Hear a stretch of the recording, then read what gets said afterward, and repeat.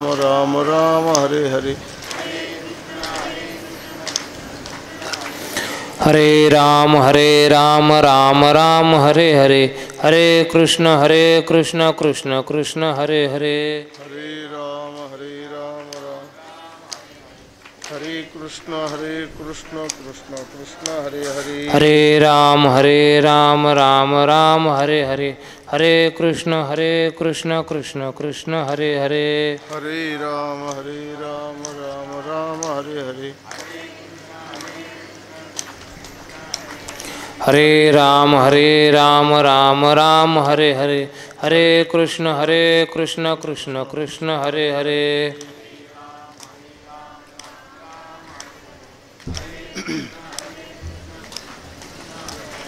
हरे राम राम हरे हरे, हरे कृष्ण कृष्ण कृष्ण हरे हरे।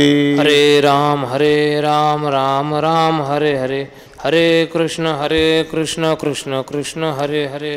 हरे राम राम हरे हरे, हरे कृष्ण कृष्ण कृष्ण हरे हरे। हरे राम राम हरे हरे, हरे कृष्ण कृष्ण कृष्ण हरे हरे। पुंडलीक वरदा हरि विठ्ठल श्री ज्ञानदेव पंढरीनाथ भगवान की जय। माऊली ज्ञानेश्वर महाराज की जय। जगद्गुरु तुकाराम महाराज की जय। सद्गुरु जोग महाराज की जय। आत्मलाभासारिखे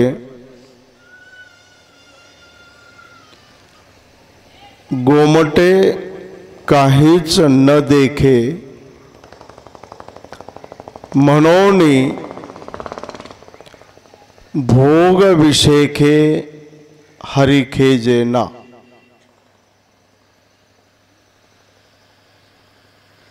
परमादरणीय वैकुंठवासी निवृत्ती काकांच्या प्रथम पुण्यस्मरणाच्या निमित्तानं चालू असलेला महोत्सव आणि या महोत्सवामध्ये दररोजची ज्ञानेश्वरी चिंतनाची प्रवचन रूपी सेवा आज 7वा दिवस समारोप करायचा आहे। चिंतना करता मी आपल्या पुढे म्हणून दाखवलेली ओवी ग्रंथराज ज्ञानेश्वरीच्या 12व्या अध्यायातील 190व्या क्रमांकाची।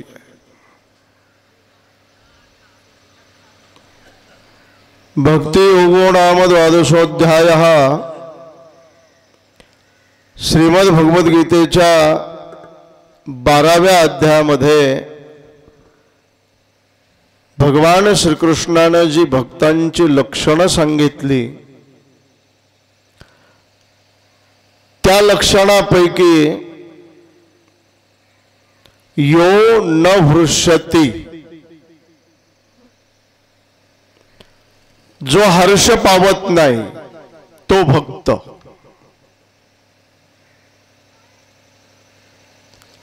आणि भक्त का हर्ष पावत नाही याची कारण मीमांसा ज्ञानोबारायांनी कथन केली। विशिष्ट प्रकारचे भोग जीवनामध्ये प्राप्त झाले असताना सुद्धा तो भक्त हर्षित होत नाही का? ज्ञानोबाराय म्हणतात त्यांना आपल्या जीवनामध्ये आत्मलाभ हा सर्वश्रेष्ठ असणारा ठरवला, मानला, अनुभवला। आत्मलाभासारखं श्रेष्ठ, सुंदर, चांगलं, हितावह असं या जगात दुसरं काहीच नाही हे त्याने अनुभवलं। आणि म्हणून विशिष्ट प्रकारच्या भोगांची प्राप्ती झाली असताना सुद्धा तो हर्षित होत नाही। जीवनामध्ये सर्वश्रेष्ठ असणारा आत्मलाभ, त्याच्यासारखं गोमट श्रेष्ठ सुंदर काहीच नाही। आत्मलाभासारिखे गोमटे काहीची न देखे।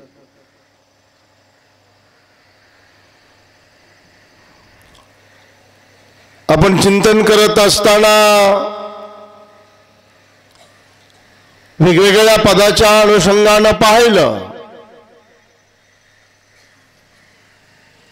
लाभ शब्दाचाही विचार केला।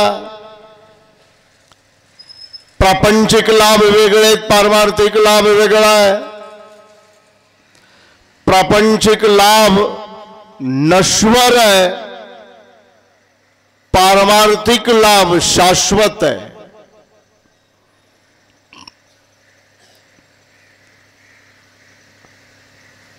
जो लाभ जीवनामध्ये प्राप्त झाला असताना पुन्हा काही दुसरं लाभ म्हणून प्राप्त करून घेण्याकरता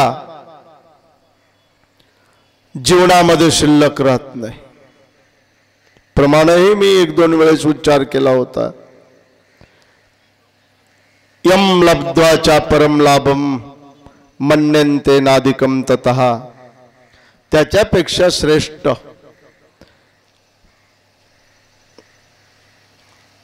तुका म्हणे आता लाभ नाही या परता।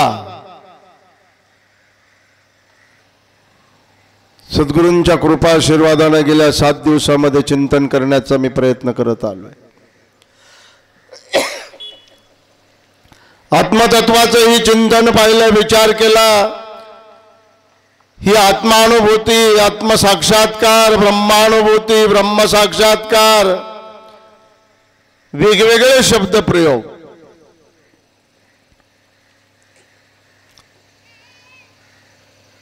आत्मलाभाचं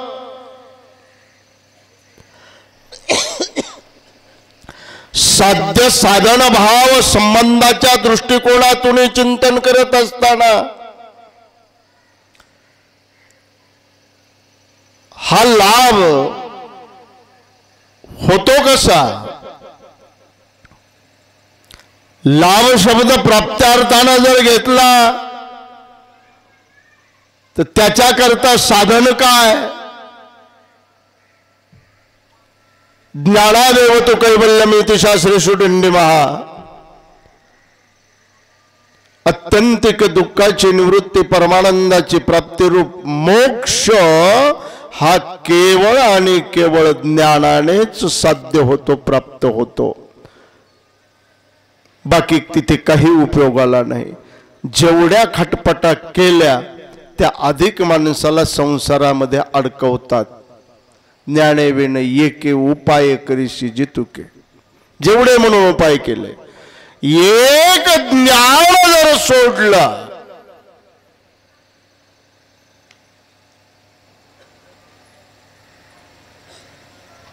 तर मोक्ष प्राप्ती करता दुसरं साधन नाही। शास्त्र सांगते इति शास्त्रेषु डिंडिमहा।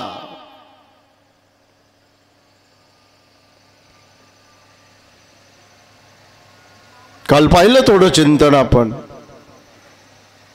त्या ज्ञान प्राप्ती करता काय केलं पाहिजे? तनु मनो जिवे चरणाशी लागावे, सद्गुरूच्या सानिध्यामध्ये चरणाजवळती बसून सद्गुरूंच्या मुखातून श्रवण केलं पाहिजे।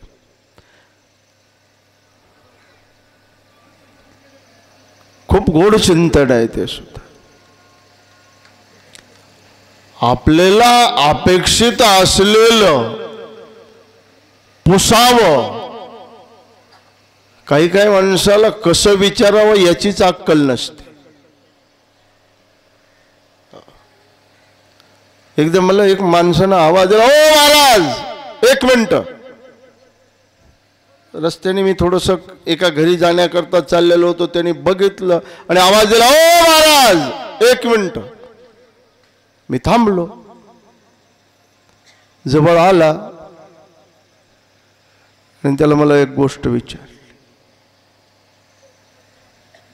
मी म्हणलं तू शहाणा आहे की बावळट आहे, तुला काही अक्कल नावाची गोष्ट आहे का?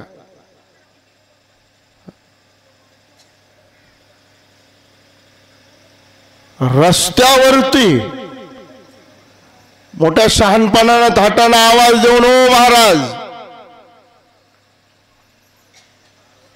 अरे कसं विचारावं, कसं पुसावं, तुला काही कळतं का त्यातलं? त्यालाही वाटलं आपलं चुकलं काही, की मग आतमध्ये जिथे बसायचं तिथे जाऊन बसल्यानंतर त्याला काही, मला माहीतच नाही महाराज हे आम्हाला. म्हणलं प्रवचनला कधी येत जा, कीर्तनाला कधी जात जा, कधी कथा ऐकत जा, म्हणजे मग तिथे सत्संगाने हे तुला कळल.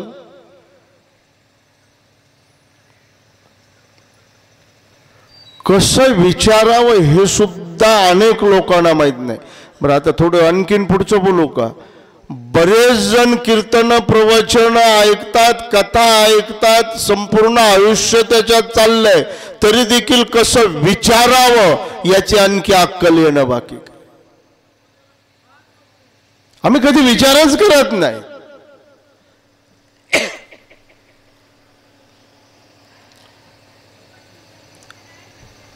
विचारावं, पण गेले जवळ बसले आणि विचारलं, चालत नाही.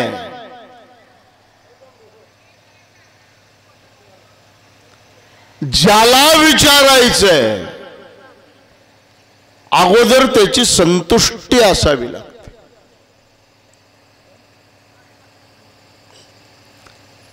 ज्ञानोबारायांनी गोड क्रम सांगितलाय, तनुमनु जीवे चरणाशी लागावे, अगरबत्ता करावे दास्य सकळ. मी थोडं काल बोललोय यावर.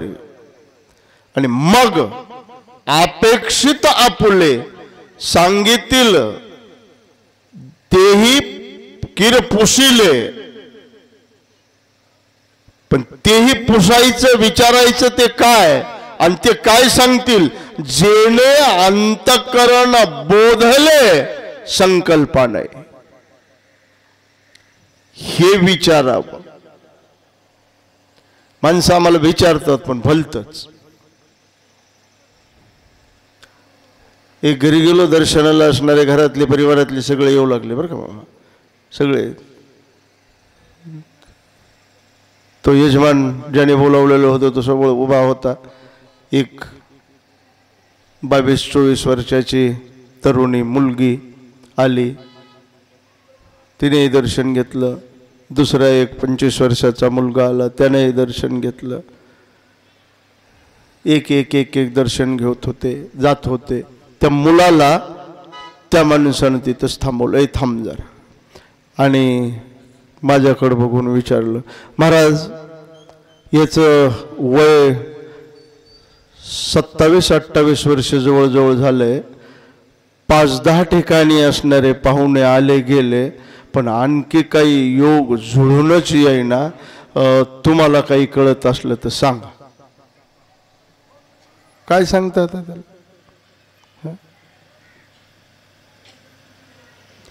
मी म्हणलं याच्यातलं जर मला कळालं असतं तर मी 62 वर्षापर्यंत असं कशाला राहिलो असतो. काय म्हणावं काय?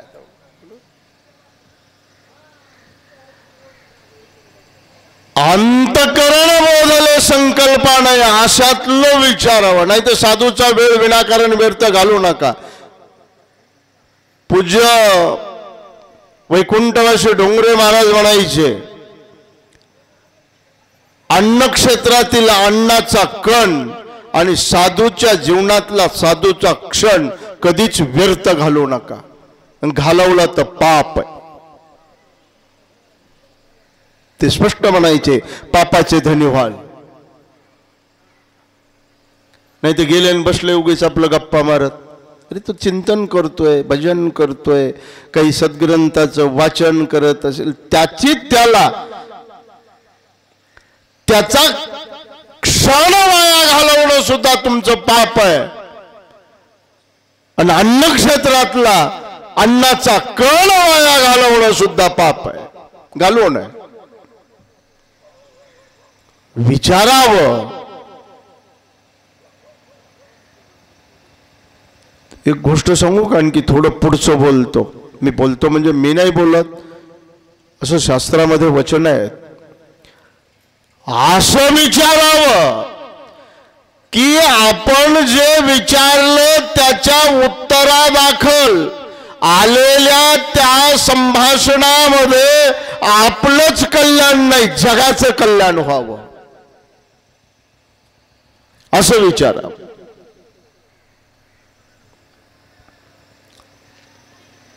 श्रीमद भागवतामध्ये फार गोड चिंतन आहे याबद्दलच. कृतो लोकहितम नृप,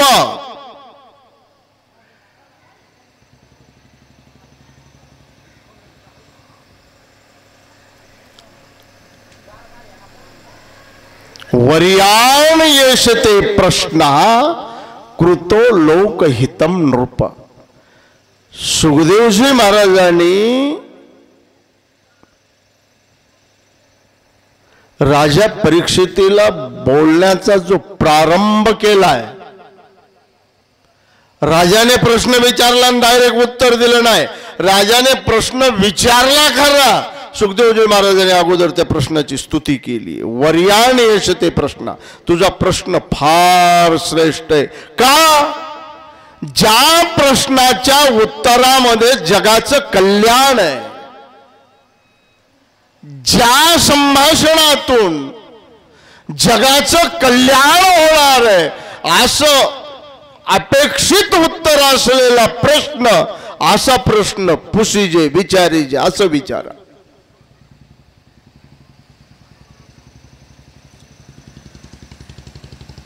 सेवा करावी लागते, चरणाजवळ बसावं लागतं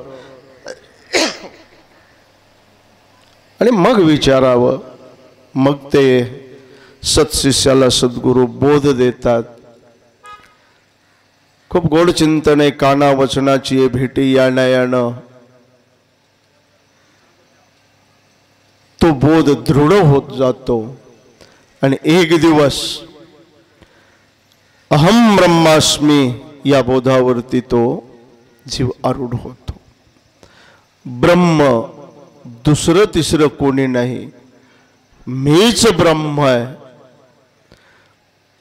ब्रह्म आणि जीवाचं स्वरूप वेगवेगळं नाही. जीवो ब्रह्मैव नापरः हा शास्त्र सिद्धांत, त्याची अपरोक्षता. परोक्ष ज्ञान वेगळं आहे, आहे आहे आहे परोक्ष आहे. ब्रह्म आहे, देव आहे, पण तो देव दुसरा तिसरा कोणी नसून मीच देव स्वरूप आहे, मीच ब्रह्म स्वरूप आहे. हे अपरोक्ष ज्ञान आहे. आणि असं हे दृढ अपरोक्ष ज्ञान सद्गुरूंच्या मुखातून सत्शिष्य श्रवण करतो आणि त्याला आत्मसाक्षात्कार होतो, आत्मलाभ होतो. आणि असा आत्मलाभच जीवनामधला सर्वश्रेष्ठ आहे. त्याच्यासारखं गोमट जीवनामध्ये चांगलं श्रेष्ठ सुंदर काहीच नाही. असं ज्यानं दृढनिश्चय केला, पक्क ठरवलंय, हो, त्या सिद्धांताबद्दल मताबद्दल कुठलीच असंभावना त्याच्याकडे आता राहिलेली नाही.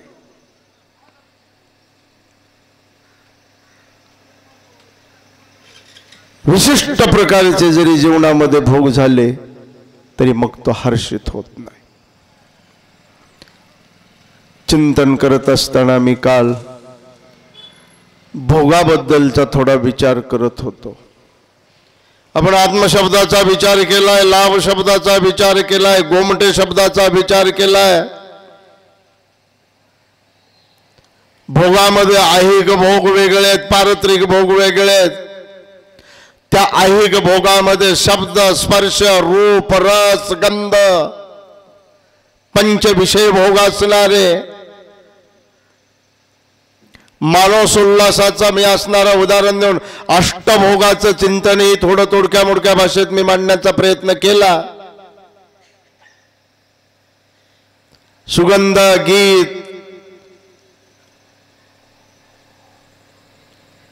शय्या, भोजन, पुष्प, वनिता, अष्टभोगाचा विचार. मी पाहिलं, चिंतन मांडलं, मला वाटतं परवा दिवशी बोललो होतो. आणि हे करत असताना पुन्हा भोग विचार खूप आहे. भोगाबद्दलच मी एक दिग्दर्शन करून गेलो होतो.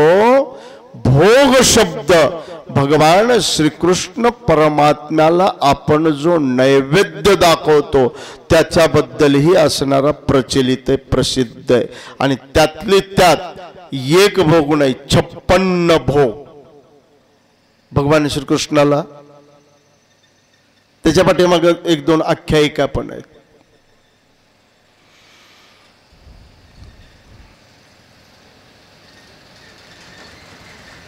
भगवान श्रीकृष्ण परमात्मा अत्यंत सुंदर असणारा, देखणा असणारा, त्या गोपकन्यांनी त्याला पाहिल्यानंतर, आता पाहिल्यानंतर याचा अर्थ नुसतं त्याला पाहिलं, गोरा गोमटा दिसला म्हणून भाळल्या असाही कोणी अर्थ घेऊ नका.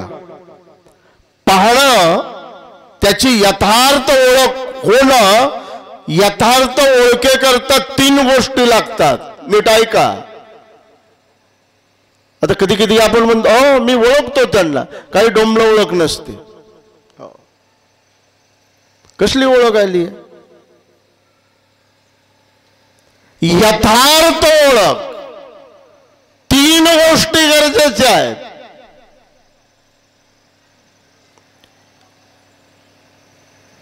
स्वरूपाची ओळख पाहिजे, स्वभावाची ओळख पाहिजे आणि सामर्थ्याची ओळख पाहिजे.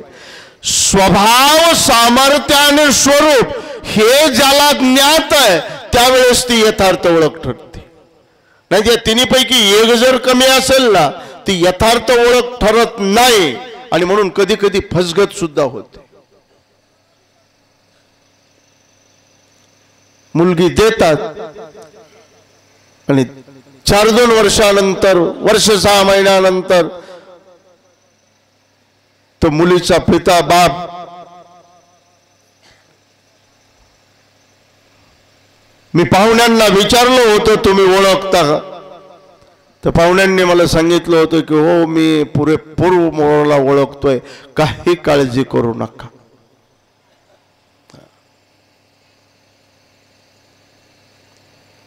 आणि पाहिलं, स्वभाव खूप चांगला आहे पोराचा.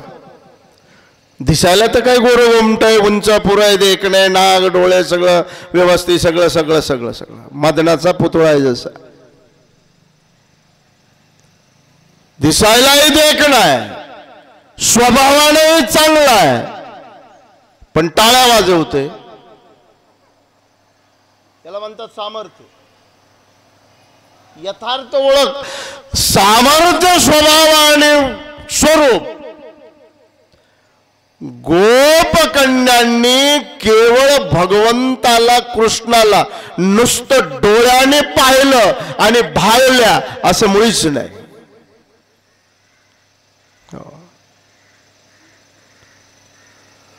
भुलल्यात त्या, पण नुसतं चेहरा बघून नाही, त्याचा स्वभाव कसा आहे माहित आहे, त्याचं स्वरूप कसं आहे ते माहित आहे. विश्वोत्पत्त्यादि हेतवे हा त्याचा स्वभाव आहे. सहज लीलया विश्वाची, संपूर्ण जगाची उत्पत्ती, स्थिती आणि संहार करणं हे ज्याचा स्वभाव आहे. आणि तापत्रय विनाशाय हे ज्याचं सामर्थ्य आहे. आणि सच्चिदानंद रूप आहे हे ज्याचं स्वरूप आहे. जोपर्यंत ह्या 3 गोष्टी कळत नाहीत तोपर्यंत यथार्थ ओळख सिद्ध होऊ शकत नाही. गोपकन्यांना भगवान श्रीकृष्णाची यथार्थ ओळख आहे, माहित आहे, याचे गुण माहित आहे, ऐकलेलं आहे, पाहिलेलं आहे, सगळ्या गोष्टी. एवढ्या पागल झाल्या, त्या गोपकन्यांनी भगवान श्रीकृष्ण आपल्याला पती म्हणून प्राप्त व्हावा याकरता कात्यायनी नावाचं व्रत श्रीमद भागवताने सांगितलंय. कात्यायनी व्रत केलं. मी अधिक वेळ घेत नाही, आपण बहुश्रुत आहात. आणि ज्यावेळेस भगवान श्रीकृष्ण परमात्म्याने त्यांच्या व्रताच्या बाबतीत विचार केला, अगोदर परीक्षाही घेतली आहे. सर्वांना माहित आहे यमुनेच्या डोहामध्ये ते व्रत करण्याचा एक विधी असणारा, त्यामध्ये स्नान महत्वाचं आहे ब्रह्ममुहूर्तावरती. आणि 12 महिने नाही, रामकृष्ण 12 महिने नाही बरं, मार्गशीर्ष महिन्यामध्ये करण्याचं ते व्रत आहे. हेमंत प्रथमे मासी, हेमंत ऋतूतला पहिला महिना म्हणजे मार्गशीर्ष महिना आहे.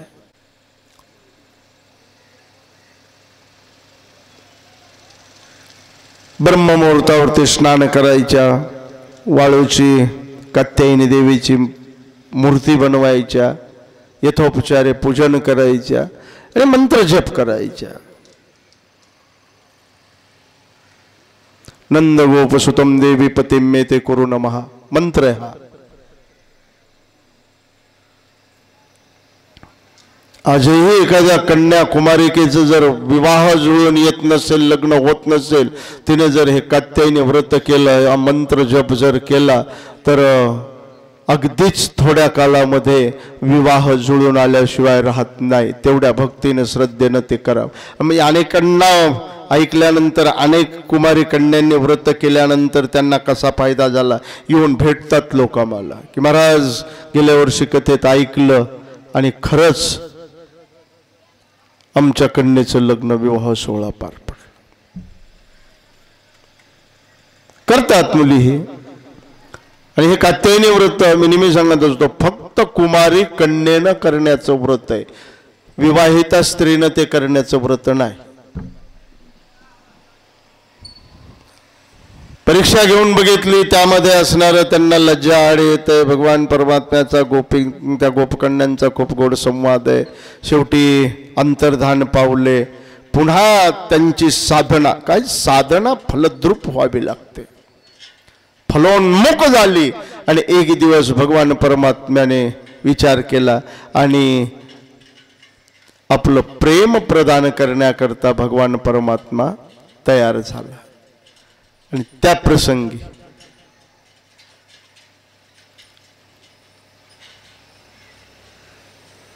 असं म्हणतात, भगवान श्रीकृष्ण परमात्मा रस करत असताना रस प्रसंगामध्ये ज्यावेळेस बसायचे त्यावेळेस एका कमळावरती बसायचे.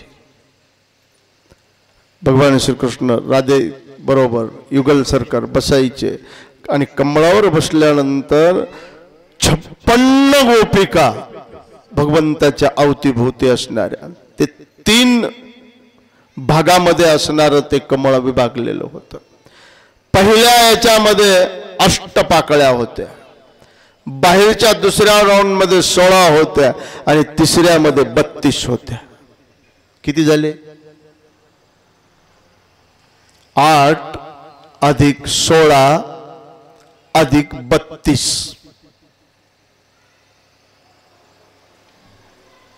किती? 55 57 56 म्हणून भोग 56.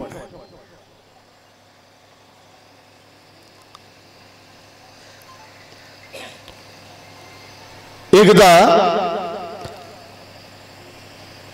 गोकुळामध्ये नंदबाबा खूप मोठ्या आनंदानं सर्व गोकुळाशीय इंद्रपूजन सोहळा महोत्सव करायचे. भगवान कृष्ण बलरामाच्या सांगण्यावरनं तो रद्द झाला आणि गोवर्धन पूजा करायचं ठरलं गेलं.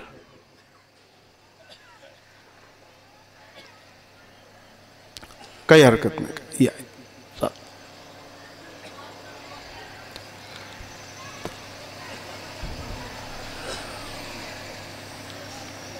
गोवर्धन पूजेचा प्रसंग श्रीमद भागवतामध्ये गोवर्धन लीला खूप सुंदर असणारी लीला आहे. भगवान श्रीकृष्णाचं सर्वच चरित्र गोड आहे, सुंदर आहे. पण त्यातली त्यात गोवर्धन लीला फार असणारी सुंदर आहे.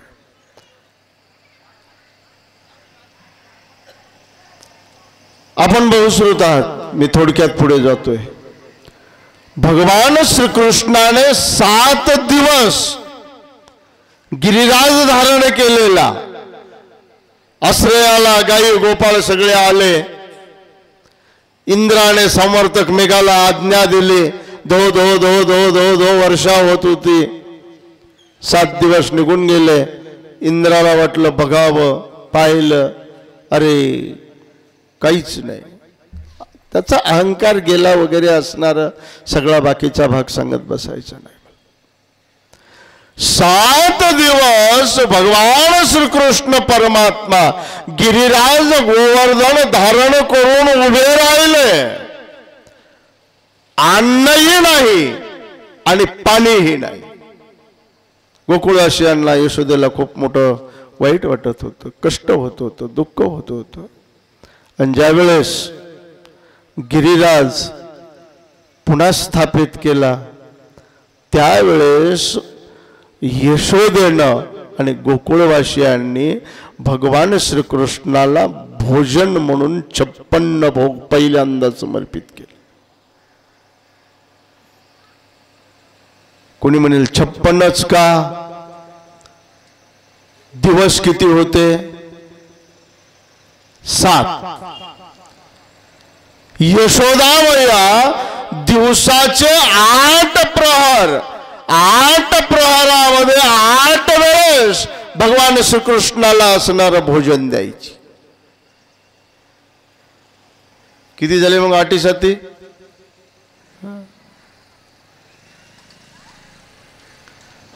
तसा हा 56 आकडा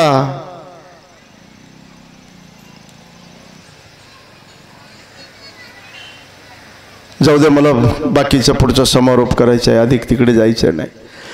56 प्रकारचे भोग वेगवेगळे.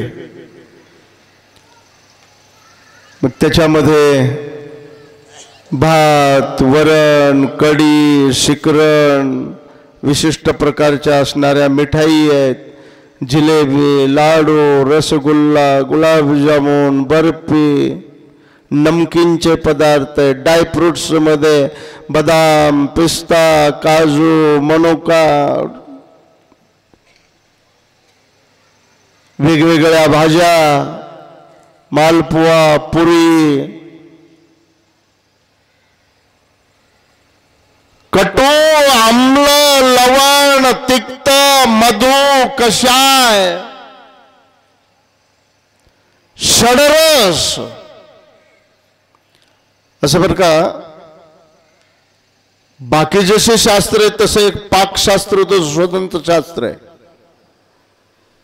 आणि पाकशास्त्रामध्ये भोजन कसं असावं, जेवण कसं असावं, हे जगनाला विचारलं जेवण कसं असावं, तर म्हणलं असं झणझणीत असलं पाहिजे. दुसऱ्याला विचारलं कसं असावं, तर म्हणलं अगदी गोड असलं पाहिजे. गोड आवडतोय तो गोड म्हणतो, तिखट आवडणारा म्हणतो झणझणीत पाहिजे. काही काही माणसं जेवायला बसल्यानंतर, मी बघितलेली माणसं आहेत अशी बरीचशी, आता नावं सांगत नाही, जेवायला पात्र वाढलं, पदार्थ ठेवले, त्याच्यामध्ये एक पहिल्यांदा वाढलेला पदार्थ असतो ताटामध्ये, काय? रामरस, ज्याला मीठ म्हणतात, लवण. पाणी फिरवण्याच्या अगोदर चिमूटभर मीठ त्या वरणाच्या वाटीमध्ये टाकून देतात. काय डोक्यात, त्या अगोदरच जर खरड झालेलं असलं ते उचलणार की टाकणार म्हणजे टाकणार.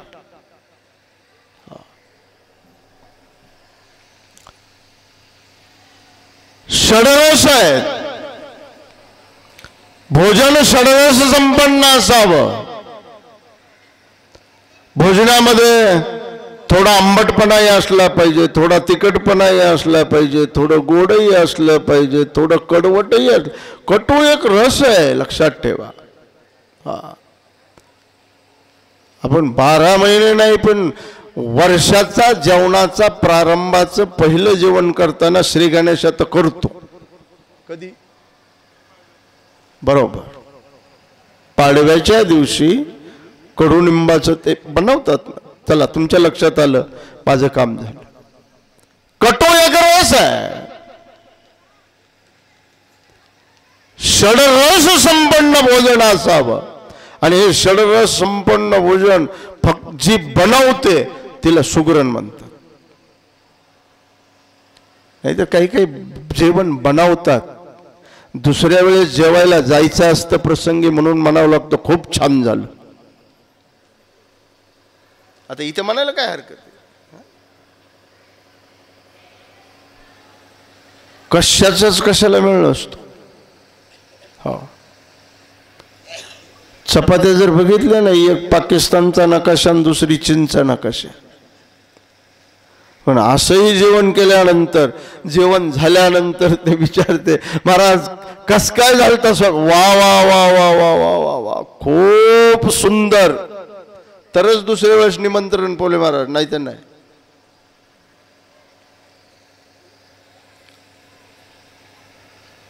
भगवान श्रीकृष्ण परमात्म्याला 56 प्रकारची व्यंजन बनवून भोग लावला जातो. मी बोललोय बघू, 15 तारखेला जन्माष्टमी आणि 16 तारखेला गोपाळ काल्याच्या दिवशी आपल्याला या अध्यात्म साधना आश्रमामध्ये भगवान श्रीकृष्णाला 56 प्रकारच्या व्यंजनाचा भोग असणारा यावर्षी नैवेद्य समर्पित करायचं आहे. बघू त्याचं काय करायचं, कसं करायचं, बोलेल मी पुन्हा कधी. तो काही इथला विषय नाही. हे 56 भोग असोत, सोमेश्वरानं मानसोल्लासामध्ये सांगितलेले अष्टभोग असोत, शब्दस्पर्श रूप रस गंध पंचविषय भोग असोत, ऐहिक भोगच नाही तर पारत्रिक भोग, परलोकातील म्हणते संसारी जन्मीजे यज्ञाधिक कर्म कीजे. पुढे काय? मग स्वर्ग सुख भोगीजे मनोहर. मनोहर म्हणजे अतिशय सुंदर, A1 क्वालिटी. कशाची? भोगाची, सुखाची, सुखभोगाची. हो,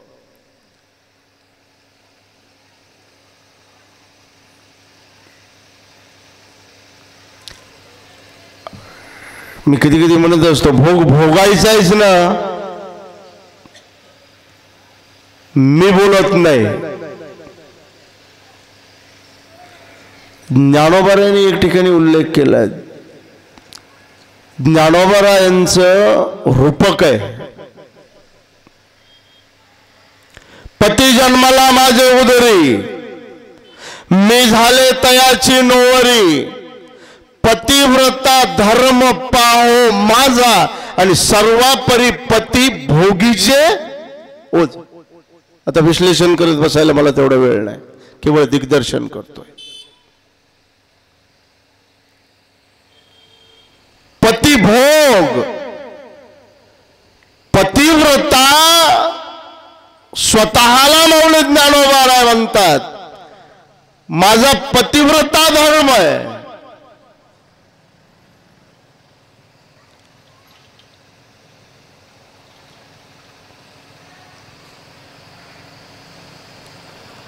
भोग भोगायचाच ना.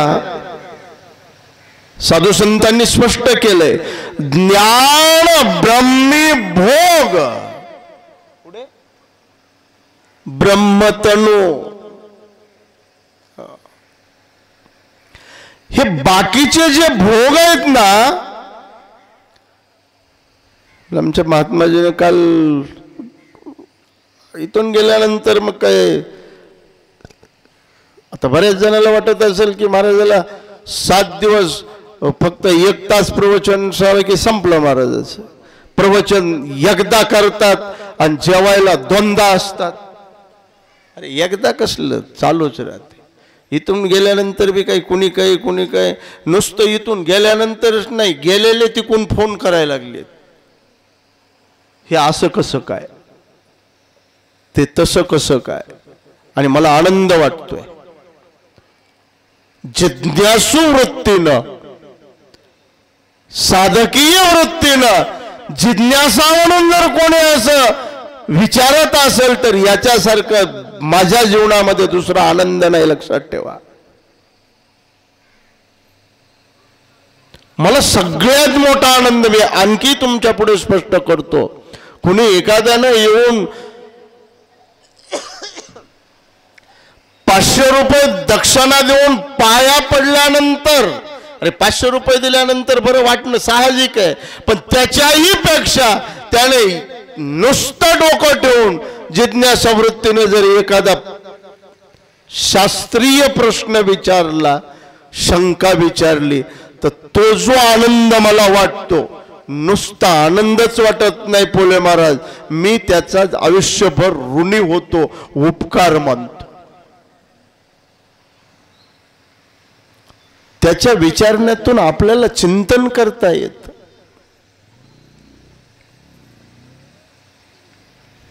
गेल्यानंतर बोलत बोलत काढलं या साधू महात्म्याने आमच्या महाराजांनी.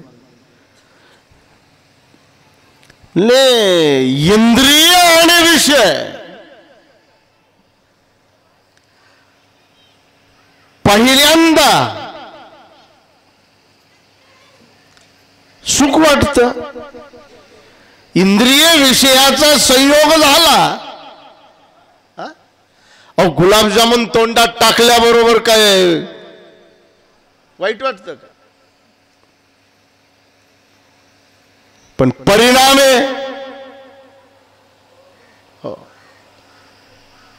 आग्रे सुखम परिणामे विषमीव.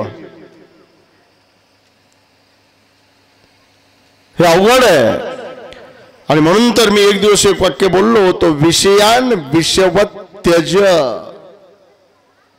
विषयाना विष समजून त्याचा त्याग करावा.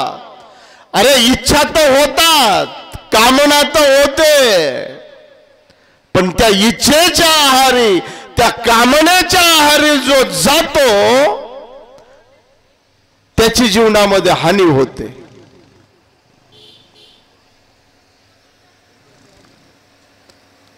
चांगलं लागलं म्हणून 4 घास अधिक खाल्ले आणि 4 घास अधिक झाले म्हणून डोळे चोळत तसाच पडला, हानी आहे.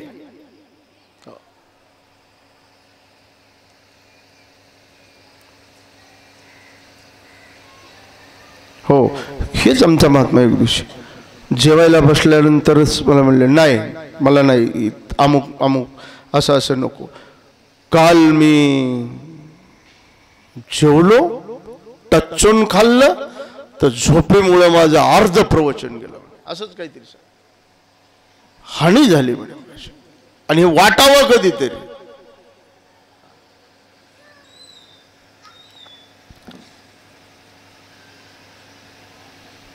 भोग असणारे,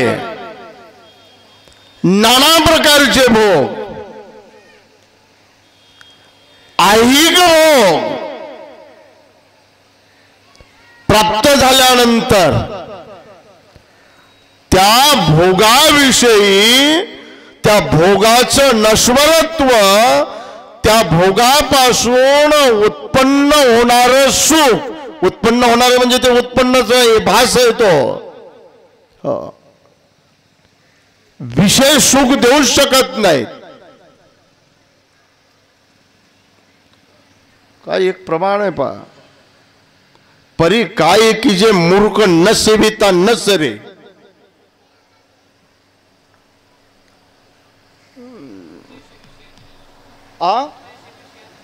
अरे वा वा वा वा.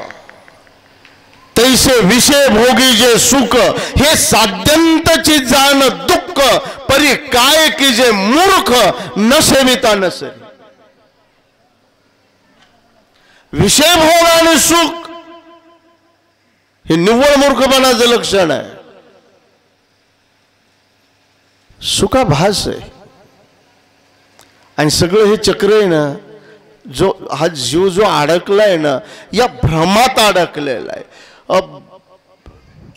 काय झालंय नेमकं बघा, तुम्हाला सांगतो. माणसाला भ्रम होऊन बसलाय. हो, अमुक अमुक म्हणजे मी, हे म्हणजे माझं. मीपणाचाही भ्रम आहे आणि माझेपणाचाही भ्रम आहे. आणि हा भ्रम जी वस्तू जशी आहे तशी न कळणं याला म्हणतात भ्रम.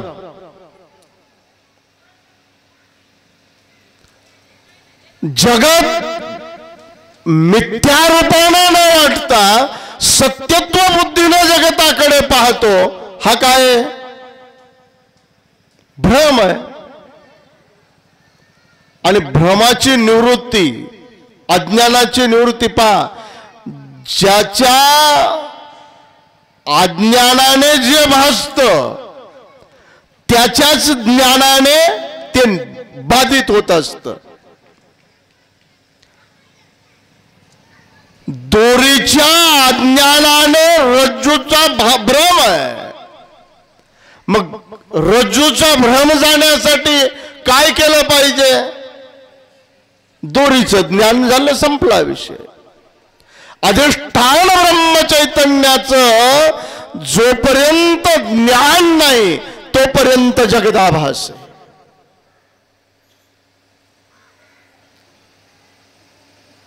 मला मुलापासून सुख मिळालं, मला पत्नीपासून सुख मिळालं, मला अमुक पैशापासून सुख मिळालं, धनापासून सुख मिळालं, मला मानापासून,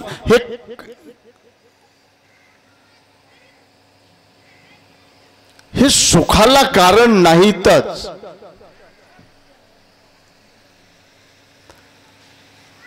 बर, माणूस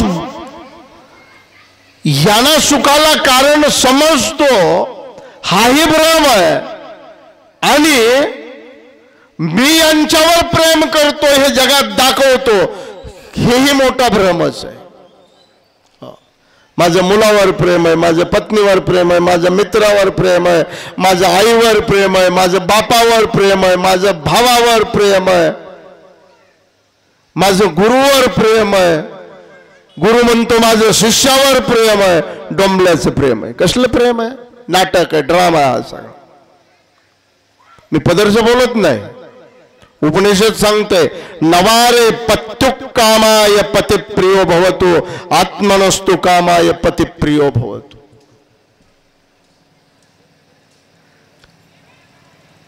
पुत्रावरचं प्रेम पुत्रा करता नाही. नीट ऐका, पत्नीवरचं प्रेम पत्नी करता नाही, पतीवरचं प्रेम पती करता नाही, गुरुवरचं प्रेम गुरु करता नाही, मित्रावरचं प्रेम मित्रा करता नाही, भावावरचं प्रेम भावा करता नाही, आईवरचं प्रेम आई करता नाही, मुलावरचं प्रेम मुला करता नाही. आत्मनस्तु कामाय सर्वं प्रियं भवति. उपनिषद सांगतं.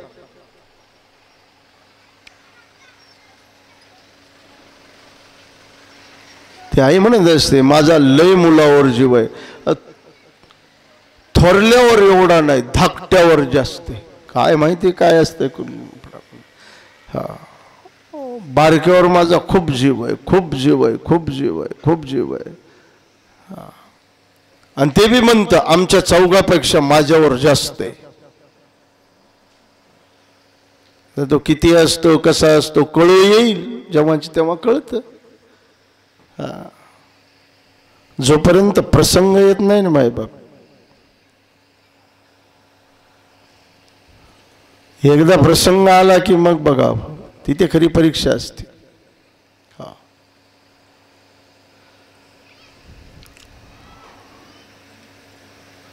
भ्रम निवृत्ती करता आत्मज्ञान, स्वस्वरूपाची जाण, ब्रह्मानुभूती आणि हाच लाभ. कारण बोलत राहिलं तर वाढतच जाणार आहे. मला समारोप करायचा आहे आणि माझी वेळही जवळजवळ मला वाटतंय संपलीच आहे. एक गोष्ट मला आपल्या पुढे असणारी मांडायची आहे. ही ब्रह्मानुभूती, हा आत्मलाभ, हे आत्मदर्शन, ही स्वस्वरूपाची जाण, याला महालाभ म्हणा, आत्मलाभ म्हणा, आत्महित म्हणा, आत्मसाक्षात शब्द कोणतेही प्रसंग परवतोय, ज्याला जसा तो प्रयोग करायचा असेल करू शकता आपण, काही फरक पडत नाही.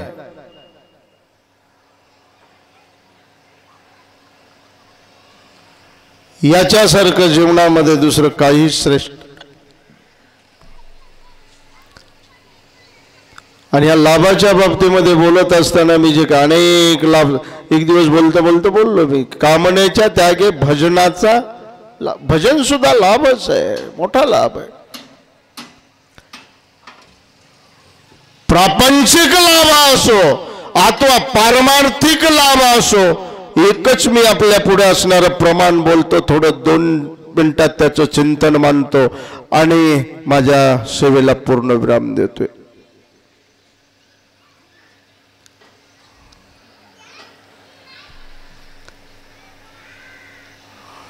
आवघे होती लाभ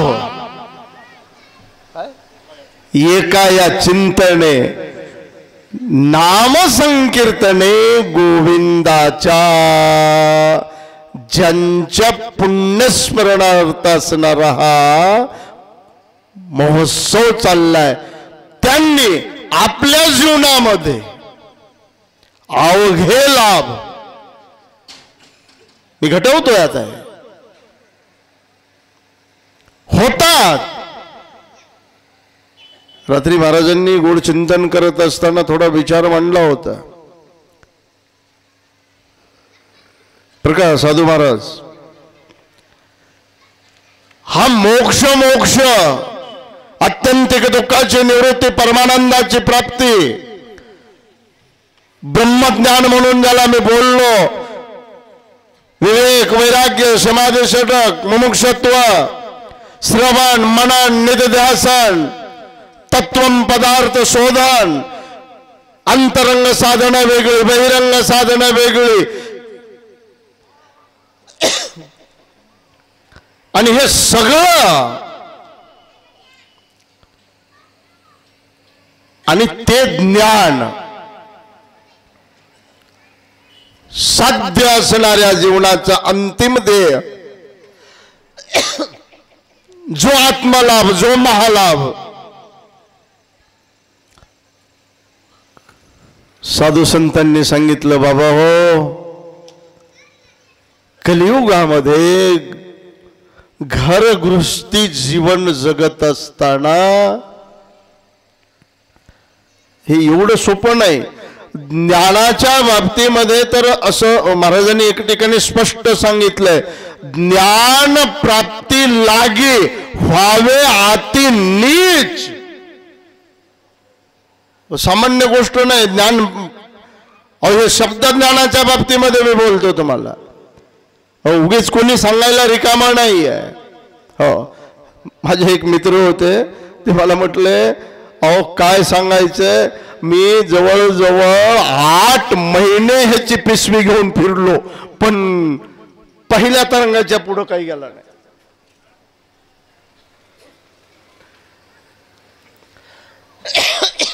अवघड आहे ते, पण अवघे लाभ एका या चिंतने, नाम संकीर्तने गोविंदाच्या, भगवान परमात्म्याच्या नाम संकीर्तनामध्ये हो, नुसता एक कुठला तरी लाभ म्हणून नाही, अवघे लाभ. आता तुम्हाला जे म्हणाल ते लाभ आहेत. मग ऐहिक असोत की पारत्रिक असोत, प्रापंचिक असोत की पारमार्थिक असोत, क्षणिक असोत की शाश्वत असोत, अवघे लाभ.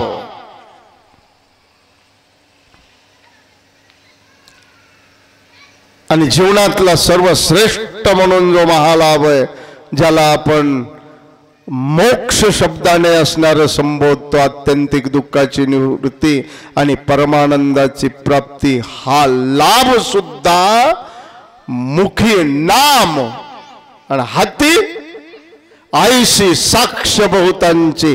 काकांच्या जीवनामध्ये हेच केलं, मुखामध्ये नाम.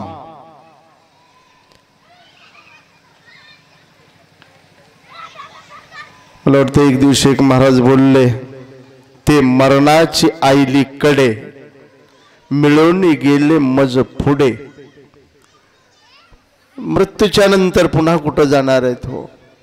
धन्य जीवन असणार ज्यांचं,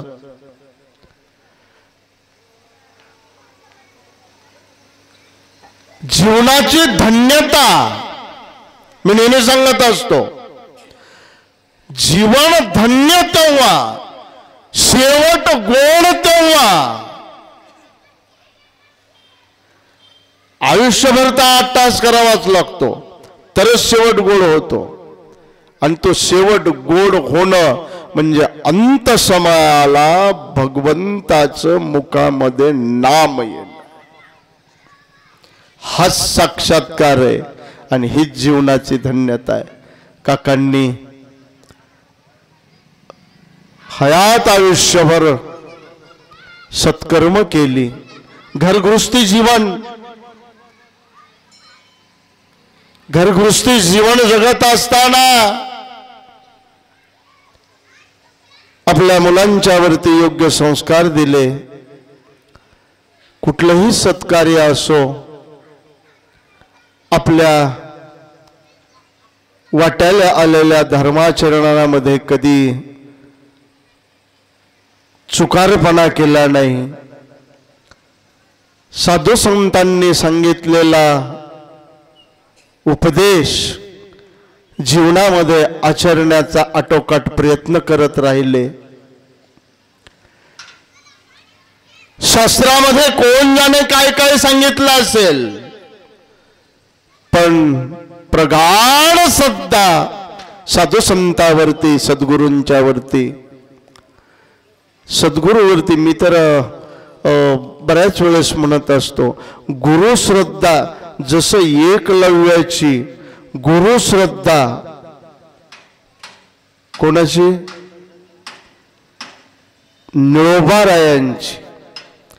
निळोबारायांनी जगद्गुरु तुकोबाराय निळोबारायांचे गुरु 42 दिवस अनुष्ठान केलं. बरोबर आहे ना? शेवटी देवाला वाटलं हे जाईल, देव स्वतः आला. मी आलोय. डोळे उघडले, बघितलं, अरे तुला कोणी बोलवलं बाबा? इथे तुझ लागी बोलाविले कोणी, प्रार्थीला वाचून आलासी का? देव म्हणू लागला, निळोबा मला ओळखलं नाही का? अहो तुम्ही तुमच्या गुरुचा दावा करताय, गुरुला बोलून, गुरुचा दावा करून, गुरु येतील, अनुग्रह करतील, शेवटी मलाच येऊन प्राप्त व्हायचंय ना. ब्रह्मांडाचा मालक असलेला मी भगवान आलोय. बोले कोणाला परिचय सांगायला तू? निळा म्हणे आम्ही नोळखोची देवा, मला गरज नाही तुझी. काय गुरुनिष्ठा आहे. मी बळीराम महाराज ज्यावेळेस अध्यात्म साधना आश्रमाकरता मला भूमिदान दिली, 1 एकर सगळं काही झालं. आणि तिथे एक पहिला खूप मोठा भव्य दिव्य असणारा सप्ताह, काही नव्हतं पण सप्ताह करायचं मी ठरवलं. आणि तो सप्ताह संपूर्ण गावाने मोठ्या प्रेमानं, परिसरातील माझा भक्त परिवार, पार पुणे, मुंबई, नाशिक, नांदेड, वेगवेगळ्या परिसरातून, तुम्ही मला वाटते त्यावेळेसही आले होते. हो, पहिल्या सप्ताहाच्या वेळेस. नंतर तर आलेच, पण त्यावेळेसही होते. 8-8 दिवस नाशिकहून, नांदेडहून, पुण्याहून तंबूमध्ये लोक राहिली होती त्यावेळेस. भव्य कार्यक्रम, महोत्सव.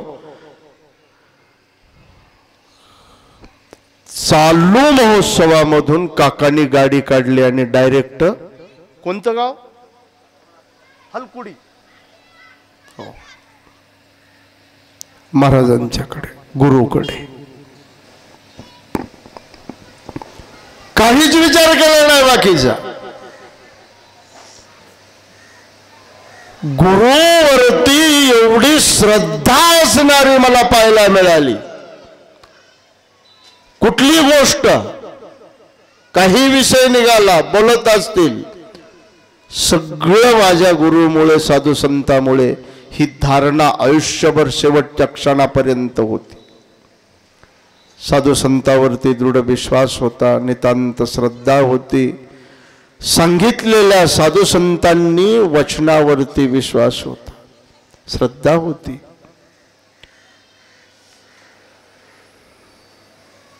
नामचिंतन सतत करत राहावं. मी शेवटच्या कालखंडामध्ये असताना जेव्हा जेव्हाही भेटलो, खूप आनंदित व्हायचे. माळ कधी बाजूला पडलेली दिसायची. शेवटी शरीर आहे, कलित गात्र अवस्था. शेवटच्या वेळेला थोडंसं माळ इकडं तिकडे पडली की आपलं ते कोणाकडे तरी कुणीतरी असलेलं, त्याच्याकडनं दादा असतील म्हणा, सुरेश साहेब, रामदास भाऊ, कुणीपुरी, सर्व. आणि विशेष म्हणजे महान भाग्यवान होते काका आमचे. निवृत्ती काका फार भाग्यवान. नाहीतर थकतात सर्व, दुर्लक्ष करतात माणसं.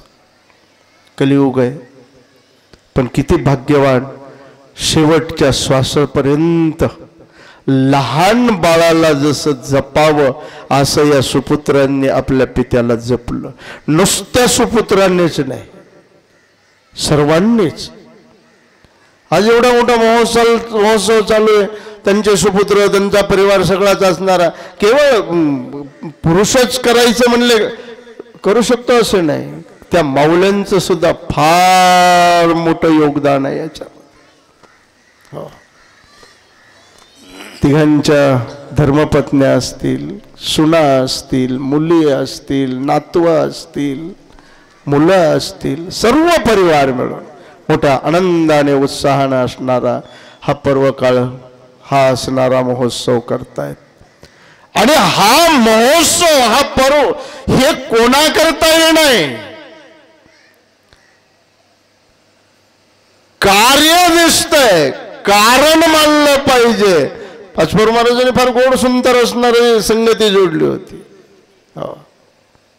अरे हे भव्य एवढं असणारं सुंदर 8-8 दिवस ज्ञानेश्वरीचं पारायण होतंय, गोड गाता भजन होतंय. खरंच अभिनव गंधर्व. पहिल्याच दिवशी मनामध्ये विचार आला की अभिनव गंधर्व, बाकीचे बी त्यांचे सर्व साथीदार, गायक, वादक आणि ही सगळी मंडळी. नुसते हे मी यांची नावं सांगतोय, हे गायक वादकच नाही, हो, कधीच पुढे दिसत नाही, पण तरी देखील खूप परिवाराचा असणारा प्रेम, आपुलकी, संबंध ज्यांचा असणारा असे अनेक मंडळी, त्यामध्ये आपण सर्वजण सुद्धा. कशा करता कोण कोणाकडे जातो येतो. मी नेहमी सांगत असतो, कोण कोणा घरी जातो कशाला, काय ज्याचा त्याला नाही धंदा, काही कामधंदा नाही म्हणून का. भगवत प्रेमापोटी माणसं एकत्रित येत असतात आणि हे सर्व जोडलं, आणि हे सर्व जोडण्यामध्येच खरा शेवट गोड आहे. माय कोणाच्याने होत नाही हे. काकांनी आपल्या आयुष्यामध्ये परमार्थ साधना केली, घरगृहस्थी जीवन जगत असताना परमार्थ जो केला, अट्टहासपूर्वक केला, सहज म्हणून नाही, अट्टहासच करावं लागतो परमार्थामध्ये. मी बोललो पहिल्या दिवशी का दुसऱ्या दिवशी, परमार्थामध्ये अट्टहास आहे आणि संसारामध्ये प्रारब्ध आहे. लक्षात ठेवा, संसार प्रारब्धाधीन आहे आणि परमार्थ मात्र प्रयत्नाधीनच आहे. त्यांनी प्रयत्न केला, प्रयत्नपूर्वक नामस्मरणादी साधना जीवनामध्ये केली आणि नाम एक असं साधन आहे कलियुगामध्ये.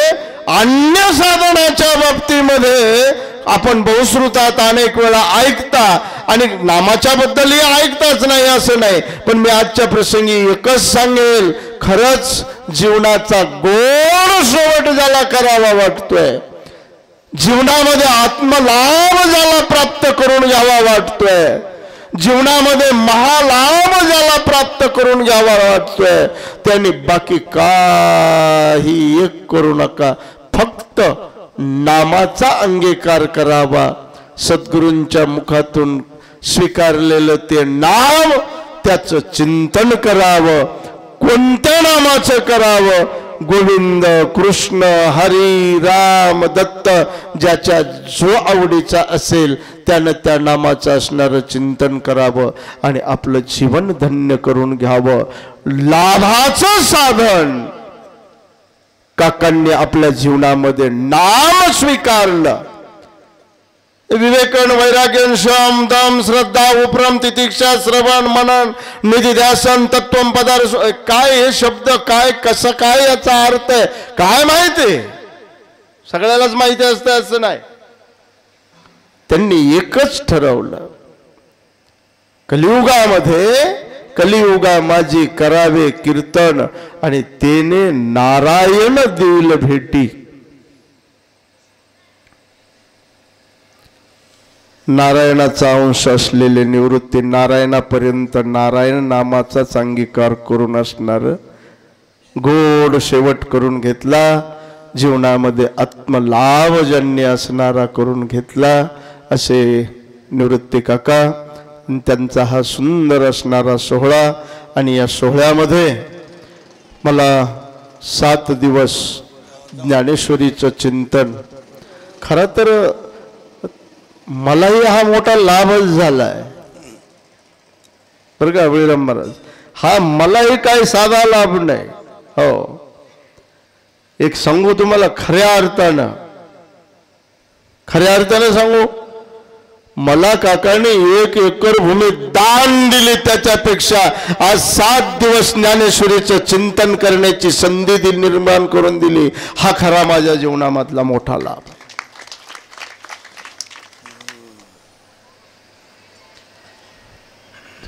व्यावहारिक काही गोष्टी असतात, आपण सामाजिक घटक आहोत, समाजामध्ये वावरणारे सर्व आहोत. सामाजिक दृष्टिकोनातून काही व्यावहारिक गोष्टी असतात. या परिवारानं खूप मोठ्या उदार अंतकरणानं आणि झाली, त्याची सुरुवातही झाली. आपण पाहताय प्रत्यक्षात आज जवळजवळ 40 विद्यार्थी. गेल्या वर्षीचं वर्ष संपलं, या वर्षीचं वर्ष जून पासून सुरू झालंय. आमचे काका महाराज त्या ठिकाणी मुलांना गोड संस्कार देत आहेत, धडे देत आहेत. मृदंगवादन असेल, भजन असेल, हरिपाठ असेल, वेगवेगळे पाठ. आता मी विचारसागराचाही काही मोजक्या ठराविक मोठ्या मुलांचा पाठ सुरू केला. एक एक एक एक एक एक त्याचे असणारे टप्प्याटप्प्यानं ते करतील. आणि सुंदर असणारं हे चित्र, सुंदरपणानं असणारं बहरल्याशिवाय राहणार नाही. आणि हे सर्व होण्याकरता आजच्या प्रसंगी ही सेवा समर्पित करत असताना मी भगवान ज्ञानोबारायांच्याकडे, सद्गुरूंच्याकडे एकच मागेल की त्यांना अपेक्षित असलेलं जीवनातलं, तसं त्यांनी मला एक गोष्ट बळीराम महाराज बोलूनही दाखवली. ज्या वेळेस भव्य दिव्य कार्यक्रमामध्ये आश्रमामध्ये खुर्चीवरून बसले, कार्यक्रम सोहळा संपन्न झाला आणि नंतरच्या भेटीमध्ये भेटले, महाराज आता काही नाही, आता मी जायला मोकळा झालो. इच्छा केली ते पाऊल. ज्या करता जी गोष्ट आपण करतोय त्याचं फल आपल्या समोर असणारा आपल्याला दिसायला लागल्यानंतर जो आनंद असतो तो काही आगळा वेगळा असतो. निश्चितच मला सहज एक दिवशी मनामध्ये असा विचार आला की काका तिथून हे नाचायलेत कसे म्हणून नक्की बघत असते. आनंद वाटत असेल की मी माझ्या जीवनामध्ये जे केलं त्याचं सार्थक झालं याचीही अनुभूती आज परलोक गमन करत असताना सुद्धा त्यांच्या जीवनामध्ये त्यांना नक्की येत असेल. खूप बोलण्याजोग आहे, बोललोही खूप मी, आणि बाकी अनेक वक्ते येत आहेत बोलतायत आणि आपणही बहुश्रुत आहात. फक्त एकच आहे, एवढं सुंदर असणारं आयोजन करून हा महोत्सव, ही पितृसेवा मातृसेवा या परिवारानं केली. मी एकच म्हणेल, केली हे ठीक आहे, या केल्याच्या कर्तृत्वाचा अभिमानाचा लेश देखील या सर्व परिवारातील सदस्यांच्या अंतःकरणामध्ये भगवंताने निर्माण होऊ देऊ नये. करणं सोपं आहे पण केल्यानंतर ते पण अवघड असतं. म्हणून मी भगवंताला यांच्याकडनं पुन्हा पुन्हा पुन्हा पुन्हा अशी सेवा सत्कार्य घडत राहावं, पण आज जे असणार त्यांच्या माध्यमातून हे सर्व घडतंय करताय त्याचा कर्तृत्वाचा लवलेश अभिमान परिवारातील कुठल्याही सदस्याच्या अंतःकरणामध्ये निर्माण होऊ नये ही भगवान ज्ञानोबरायाच्या चरणी, भगवान पंढरीनाथ पांडुरंग परमात्म्याच्या चरणी प्रार्थना करतो. आणि झालेली ही 7 दिवसाची प्रवचन रूपी सेवा ज्यांच्या प्रित्यर्थ असणारा हा महोत्सव चालू आहे त्या काकांच्या चरणी समर्पित करतो आणि माझ्या वाणीला पूर्णविराम देतो. पूर्णविराम देत असताना या ठिकाणी जेवढे म्हणून श्रोतृवर्ग प्रवचनाला रोज नेमानं आणि काही काही तर वाट बघून, आता थोडंसं ते मला कधी कधी काही गोष्टी खटकतात बरं का महाराज. काही श्रोते असे बघायला मिळालेत मला 8 दिवसामध्ये, बरोबर दुसरं प्रवचन सुरू व्हायच्या टायमालाच आलेत. पण असंही काही नाही, आलं पाहिजे, श्रवण केलं पाहिजे ज्याला जसा वेळ मिळेल. आणि बरेच जण तर अतिशय आतुरतेनं असणारं श्रवणाच्या इच्छेने आलात, मला प्रतिसाद दिला, त्याबद्दल कोटी कोटी तुम्हा सर्वांनाही धन्यवाद देतो आणि वाणीला पूर्ण विराम देतो. विठ्ठल विठ्ठल विठ्ठल विठ्ठल विठ्ठल विठ्ठल विठ्ठल विठ्ठल पुंडलिक वरदा हरी विठ्ठल श्री ज्ञानदेव पंढरीनाथ भगवान की जय. माऊली ज्ञानेश्वर महाराज की जय. जगद्गुरु तुकाराम महाराज की जय. सद्गुरु जोग महाराज की जय. आता विश्वात्मके देवी वाग यज्ञ दोषावे तोषो निमज द्यावे पसाय दान हे जे क्रांची व्यंकटी सांडो तया सत्कर्मरती वाढो. परस्परे पडो मैत्र जीवांचे दुरितांचे जिमीर जावो. विश्वस्वधर्म सुरे पाहो जो जेवांची तो ते लाहो. प्राणीजात वर्षित सकळ मंगळी ईश्वरनिष्ठांची मांद्याळी अनवर्त भूमंडळी भेटतो तया भूता. चला कल्पतरुचे चेतना चिंतामणी जे गाव बोलिले जे अर्णव पियुषांचे चंद्रलांछन मार्तंड हे तापहीनो ते सर्वे सदा सज्जन स्वैर्य होतो. सर्व सुखी पूर्ण होणे ते लोकी भजिजो आदि पुरुष अखंडित अनेक ग्रंथ उपजीवे विशेषे लोकीये दृष्टा दृष्ट विजय व्हावे. म्हणे श्री विश्वेश्वराव हा होईल दान पचावो. येणे वरे ज्ञान देवो सुखिया झाला. येणे वरे ज्ञान देवो सुखिया झाला. येणे वरे ज्ञान देवो सुखिया. सच्चिदानंद रूपाय विश्व उत्पत्त्यादि हेतवे तापत्रय विनाशाय श्रीकृष्णाय वयं नमः. प्रस्तुत वैकुंठवासी श्री निवृत्ती नारायण मेघले यांच्या प्रथम पुण्यस्मरणानिमित्त भव्य दिव्य हा कीर्तन महोत्सव आणि या महोत्सवामध्ये ज्ञानेश्वरी प्रवचनाची सेवा काकाजीने आपल्यासमोर प्रगट केली. आणि काकाजींवर फार प्रेम होतं हे आज आपल्याला त्या ओळीतून कळालं. काकाजींनाच काका कळाले आणि काकालाच काकाजी कळाले हे आम्हाला लक्षात आलं. बघा ना, काकाच काकाजीला भेटावेत आणि काकाजीनीच काकाचं असणारी सेवा करावी. दुसरा महात्मा कोणी नव्हता का? होता, नाही असं नाही, पण काकाजीने सांगितलं की मलाच सेवा करायचे आणि मी सेवा करणार आहे. आणि ओवी एवढी सुंदर निवडली 12व्या अध्यायातली. आम्हाला असा प्रश्न होता की काकाजी कुण्या विषयावर चिंतन करतील, पण काकाजीचं मनोगत काकाला माहिती होतं किंवा काकांचा मनोगत काकाजींना माहिती असल्यामुळं सुंदर असणारी 12व्या अध्यायामधील ओवी, आत्मलाभासारिखे गोमटे काहींचे न देखे मनोनी भोग विशिके हरिके जना, या ज्ञानोबरायांच्या उक्तीप्रमाणे ज्यांनी आपले जीवन जगले त्या काकांचं वर्णन या ओवीच्या द्वारे असणारे काकाजीने आपल्याला 7 दिवसात आपण प्रगट करून दिलं. हे सर्वांकडून शक्य नाही, आम्हाला माझ्याकडून तर कधीच शक्य झालं नसतं, पण ज्येष्ठ असणारे आमचे गुरुबंधू म्हणा काकाजींनी ओवीचं एवढं सुंदर चिंतन केलं. माझ्या जीवनात आळंदी तीर्थक्षेत्रानंतर ही पहिलीच वेळ आहे की ओवीवर एवढं मी विराट चिंतन, भव्य दिव्य असणारं, वेगळं असणारं चिंतन आम्हाला श्रवण करायला भेटलं. मी माझं भाग्य समजतो. आणि काकाजींना जी असणारी जागा दिली ती जागा, त्या जागेमध्ये आज गुरुकुलांचे सुंदर असणारी व्यवस्था चालू झाली. बघा ना, साखळी कशी जोडली गेली. काकाजींना जागा दिली आणि काकाजींनी पुन्हा हरंगुळ काकांना बोलवलं आणि त्या विद्यार्थ्यांची सुरुवात केली. म्हणजे इथं दुसरा कुणीच राहणार नाही असं नाही, सर्वांसाठीच अध्यात्म साधना आश्रम आहे. पण हे सुंदर असणारी साखळी काकांनी आपल्याला प्रगट करून दिलेली आहे. म्हणून काकाजींचं वर्णन आपण, माझ्या काकाचंही वर्णन मी करू शकत नाही, काकाजीचंही माझ्या मोडक्या वाणीनं वर्णन करणं शक्य नाही. पण या परिवारांचं फार प्रेम आहे आणि या प्रेमाच्या ह्याच्यातून उत्तीर्ण होणं शक्य नाही.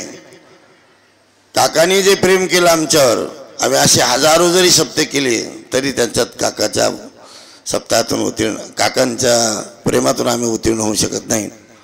आणि त्या काकांनी ज्या काकाजींना ही जागा दिली, हे जे भव्य असणारे दिव्य कार्य उभा केलं, ह्या कार्यातूनही आम्ही त्यांच्याबद्दल, त्यांच्याही उपकारातून आपण उत्तीर्ण होऊ शकत नाही.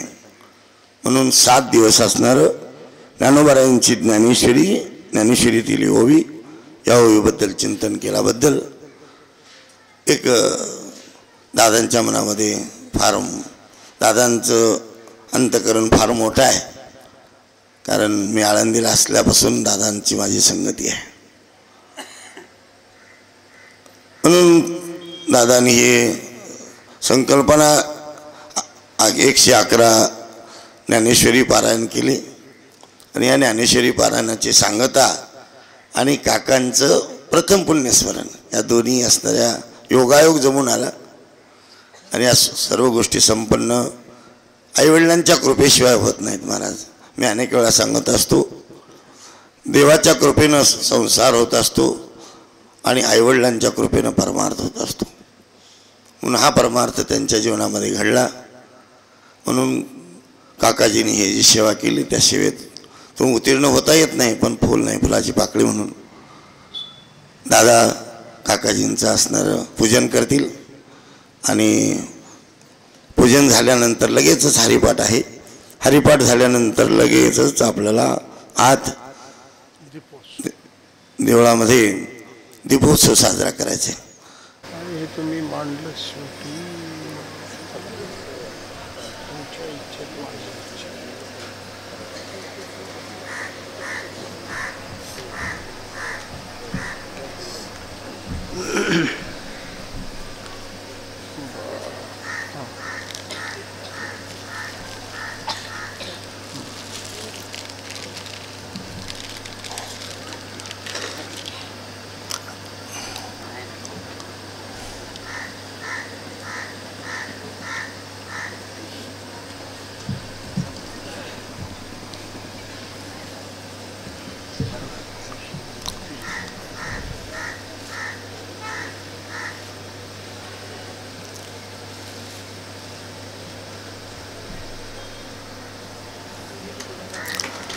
पुंडलीक वरदे हरी विठ्ठल श्री ज्ञानदेव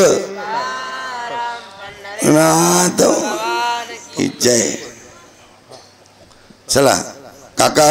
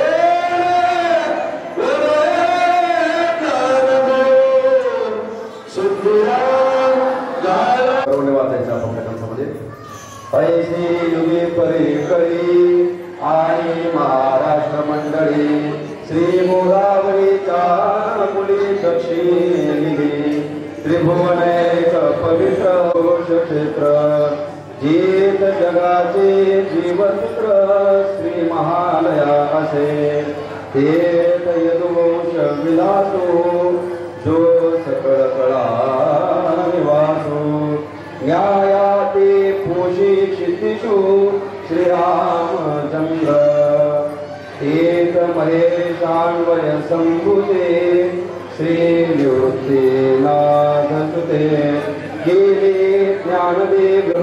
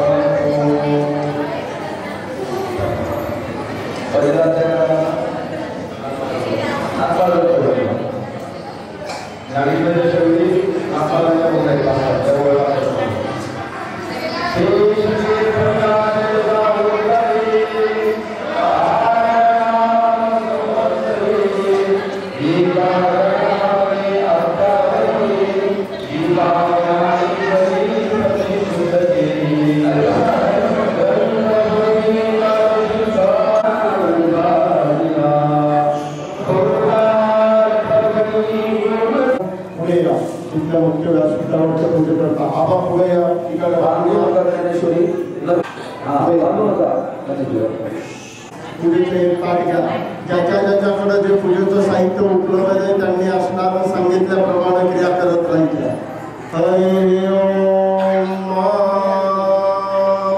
आले का पुढून मुख्य यजमान पुढे पूजे करतात. दोघे बंधू किंवा पुंडरीकांश सभाईला पुंडरीकांश पुणातो पुंडरीकांश पुणातो पुंडरीकांश पुणातो.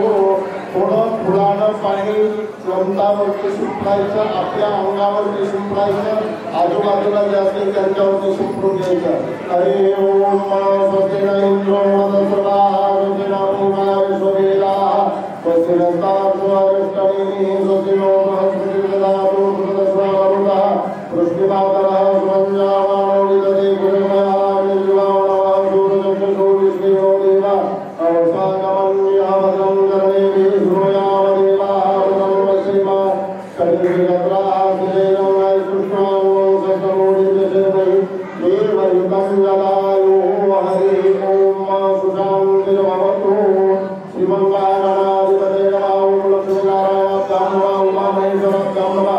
सतीदेवताभ्यां नमः. रामेश्वरीदेवताभ्यां नमः. सर्वेभ्यो दिव्येभ्यो नमः. सर्वेभ्यो ब्राह्मणेभ्यो नमः. वास्तुदेवताभ्यो नमः. प्राणदेवताभ्यो नमः. दन्तदेवताभ्यो नमः. हरिः ओम. सुपारी त्याच्याजवळ असेल त्यांनी सुपारी असणारी ग्रंथाच्या पुढे ठेवायची. त्याच्यावरती थोडंसं पाणी व्हायचं. हळदी कुंकू अक्षता मुका जे दोन तीन साहित्य असेल ते समर्पित करायचं.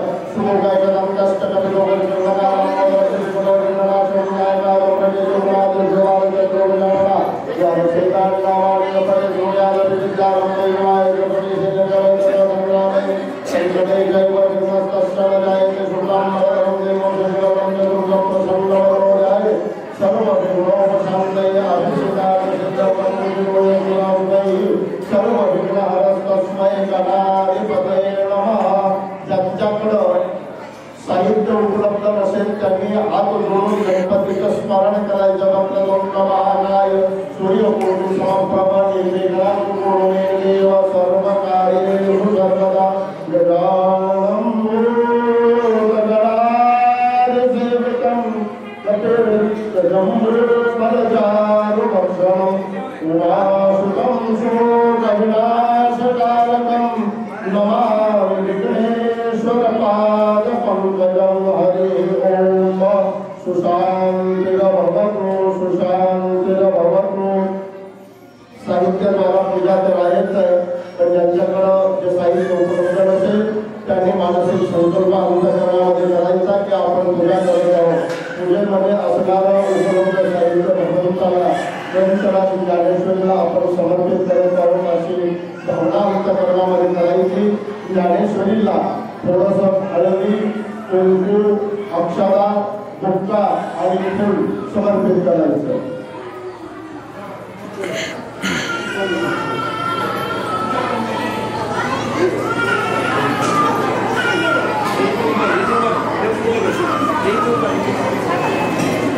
काही केली आणि आज पूजन करत असताना नाममारायांच्या चरणी प्रार्थना करायची, ग्रंथराज ज्ञानेश्वरीच्या चरणी प्रार्थना करायची आणि प्रार्थना करत असताना केलेल्या सेवेच्या मोबदल्यामध्ये संसारिक गोष्ट कुठलीही असणारी प्रार्थनेमध्ये न मागता एकच प्रार्थना करायची. विश्वमाऊली नाममाराया आमच्याकडनं गेल्या 7 दिवसामध्ये जसं ग्रंथाची सेवा आम्हाला करता आली आपण करून घेतली ते असणारे स्वीकार्य करा आणि आमच्याकडनं पुन्हा पुन्हा पुन्हा पुन्हा पुन्हा पुन्हा विश्वमाऊली नाममाराया या ग्रंथाची निरंतर जीवनभर सेवा करून घ्या अशी प्रार्थना करायची. आणि दुसरी गोष्ट, आता आपण पारायण करत असताना अनेकांच्याकडनं प्रमादवशात काही त्रुटी होतात, चुका होतात, त्या चुकांचं परिमार्जन व्हावं आणि भगवान नाममाराय आपल्यावरती सर्वांच्यावरती प्रसन्न होऊन आपल्याला आशीर्वाद द्यावा याकरता नाममारायांच्याकडे एक प्रार्थना करूया. आपण मी पुढे म्हणतो, सर्वांनी माझ्या पाठीमागा असणारा उच्चार करायचा. यदाक्षरम पदम भ्रष्टम मात्राहीनं जयत भवे तत्सर्वं क्षम्यतां देव प्रसीद परमेश्वर प्रसीद परमेश्वर. आता दुसरी गोष्ट, या ठिकाणी ज्ञानेश्वरी ग्रंथाचा अनेकांनी श्रवणही केलेला असेल. कदाचित आपल्याकडनं काही त्रुटी होतात, वाचकांच्याकडनं मात्रा, काना, उकार, वेलांटी, अनुस्वार, विसर्ग पद भ्रष्ट होतात, त्याकरता आपण प्रार्थना केली. पण ऐकत असतानाही आपल्याकडनं काही चुका होतात. काही वेळेस वाचन करत असताना त्याच्याकडनं एक महत्वाची असणारी चूक होते, दुसऱ्याच्या ठिकाणी व्यवधान निर्माण होतं आणि म्हणून याकरता भगवंतांना आपल्याला सर्वांना प्रसन्न होऊन वरदान द्यावं याकरता मी पुढे मंत्र म्हणतो, उच्चार करतो. तो मंत्र 3 वेळेस सर्वांनी म्हणायचा, वाचकांनी म्हणायचा, श्रवण करणाऱ्यांनी म्हणायचा, आजूबाजूला सगळे उभा राहिलेले असलेले सर्वांनी हात जोडायचे, डोळे बंद करायचे आणि भगवान नाममारायांचं स्मरण करायचं आणि स्मरण करत असताना मी पुढे म्हटलेला उच्चार पाठीमागे करायचा.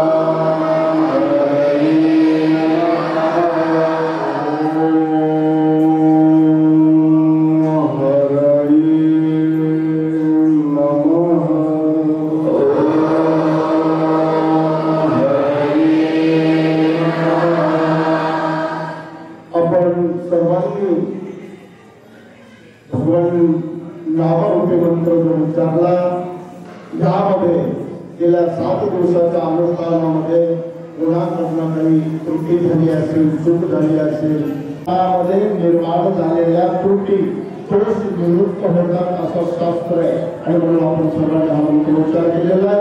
सर्वांच्याकडनं गुणाकडनं काही घडलाच असेल दोष त्याचं परिमार्जन आहे. आज या ठिकाणी मोठ्या आनंदाने थाटामाटाने आदरणीय या ठिकाणी आपण हा भव्य दिव्य स्वरूपाचा दीपोत्सव या ठिकाणी आपण संपन्न करत आहोत. दीपोत्सव साजरा करत असताना या दीपकाच्या बाबतीमध्ये विष्णुमाऊली नाममारायांनी आपल्या ज्ञानेश्वरी ग्रंथामध्ये अनेक ठिकाणी पूर्ण असणाऱ्या सांगितलेला आहे. दीपक हा ज्ञानाचा असणारं जीवनामध्ये अज्ञानरूपी अंधकार जाऊन ज्ञानरूपी दीपक प्रज्वलित करण्याच्या या उद्देशानं आपल्या सर्वांच्या जीवनामध्ये हा दीपक उत्सव असणारा याकरता करायचा असतो. अज्ञानरूपी अंधकार नष्ट होऊन ज्ञानरूपी दिवा आपल्या सर्वांच्या जीवनामध्ये तेवत राहावा, प्रज्वलित व्हावा आणि त्या ज्ञानद्वारा अत्यंतिक दुःखाची निवृत्ती परमानंद प्राप्ती मोक्ष आपल्या सर्वांच्या जीवनामध्ये कैवल्य मोक्ष सर्वांच्या जीवनामध्ये प्राप्त व्हावा ही शुभकामना व्यक्त करण्याकरता त्याचं प्रतीक म्हणून असणारा हा दीपोत्सव आहे. या दीपोत्सवाच्या संदर्भामध्ये दीपाचा प्रतीक म्हणून ज्ञानाचं प्रतीक म्हणून ज्ञानोबरायांनी त्यांच्या ओढ्या असणाऱ्या लिहिल्या. त्यातील काही मोठ्या ओढ्या असणाऱ्या या ठिकाणी पुढे अमोल महाराज, बळीराम महाराज, त्यानंतर आपल्या व्यासपीठाचे नेतृत्व करणारे दोन्ही जण तुम्ही या दादा बाहेर हनुमंत महाराज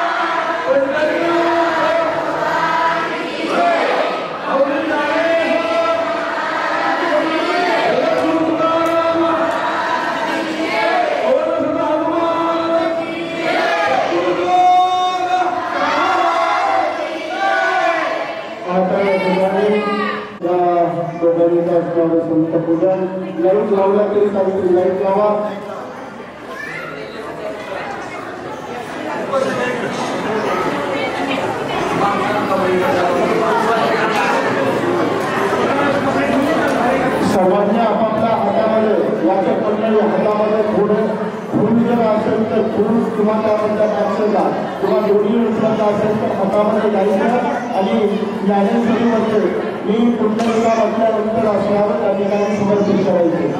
त्या ठिकाणी दोघांचं पूजन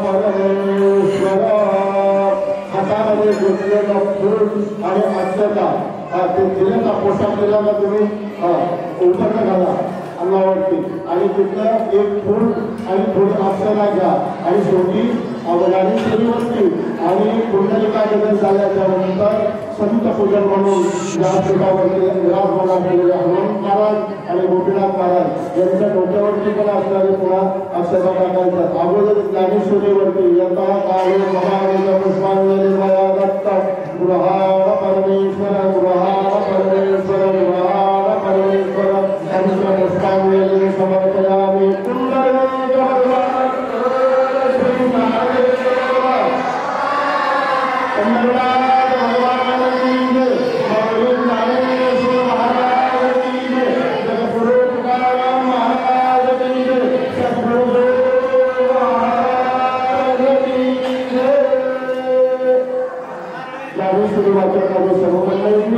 ज्यांनी या ठिकाणी गेले 8 दिवस ज्ञानेश्वरी ग्रंथाची सेवा करताना तुम्हा सर्वांना सोबत घेऊन सेवा केली.